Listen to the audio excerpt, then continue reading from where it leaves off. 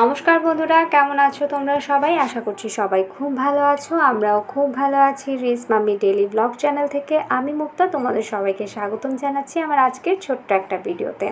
আশা করব তোমাদের ভিডিওটা ভালো লাগবে। যদি ভালো লেগে থাকে তাহলে অবশ্যই কিন্তু একটা লাইক এবং একটা কমেন্ট করে যেতে একদম ভুলবে না বন্ধুরা, কারণ তোমাদের একটা কমেন্ট আমাকে কিন্তু পরবর্তী একটা ভিডিও বানাতে অনেকটা বেশি ইন্সপায়ার করে। তো চলো ভিডিওটা শুরু করা যাক। ভিডিওর প্রথমেই বলে রাখি, আজকে হচ্ছে আমি ঘৃতপ্রদীপ প্রজ্বলন করব। এই কার্তিক মাসে শনি এবং মঙ্গলবার ঘৃতপ্রদীপ প্রজ্বলন করা হয় লোকনাথ বাবার উদ্দেশ্যে। এটাকে অনেকে রাখের উপবাস বলেও বলে। তো এই সময় লোকনাথ বাবার মন্দিরগুলোতে শনি এবং মঙ্গলবার খুব সুন্দর করে এটাকে সেলিব্রেট করা হয়। আমি যদিও বা 1 বছর মন্দিরে করেছিলাম, কিন্তু এরপর থেকে আমি আসলে ঘরেই করি। অনেকে এটা ঘরে করে, অনেকে মন্দিরে করে। আসলে যার যেখানে করতে ভালো লাগে সে সেখানেই করে, এই হচ্ছে ব্যাপার। তো যাই হোক, সেই ছোটোবেলা থেকে এই ঘৃতপ্রদীপ প্রজ্বলনের ব্যাপারটা আমি পালন করে আসছি। আর বাবার কাছে প্রতি বছর মানে কি বলবো, মনের যেই উইশগুলো থাকে সবগুলো বলি এবং বাবা সবগুলো কিন্তু আমার মানে কি বলবো মানে পূরণ করে দেয়।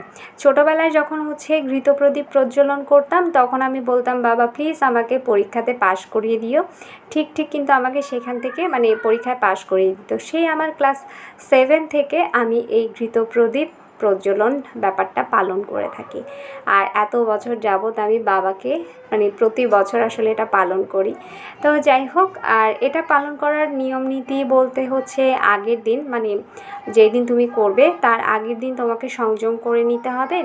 আর পরদিন সকালবেলা উঠে পুজো দিয়ে বাবা ভোলানাথের মাথায় জল ঢেলে তারপর সন্ধ্যের সময় এই প্রদীপ প্রজ্বলনের রিচুয়ালসটা পালন করতে হবে।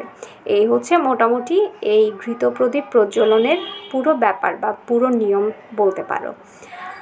আর আমি এখানে সন্ধ্যার সময় মোটামুটি রেডি হয়ে নিয়েছি, মানে একদম স্নান টান করে সুন্দর করে একদম ধোয়া কাপড় চোপড় পরে নিয়ে সব কিছু রেডি করলাম। এরপর প্রদীপটা জ্বালিয়ে বাবাকে একটুখানি আরাধনা করে নিচ্ছি, যাতে বাবা আমার পুরো পরিবারকে ভালো রাখে, পুরো পরিবারের সবাইকে ভালো রাখে, সুস্থ রাখে এবং মানে সবাইকে যাতে ভালো রাখে।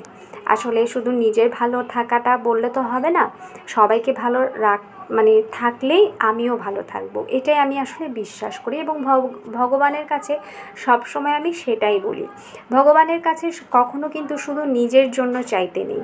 তুমি যদি কখনো নিজের জন্য চাও তাহলে দেখবে ভগবান কিন্তু কখনোই তোমাকে সেটা দেবে না। ভগবানের কাছে তুমি যদি সবার জন্য চাও এবং সবার ভালো চাও তাহলেই দেখবে ভগবান তোমাকে এমনিতেই ভালো রাখবে।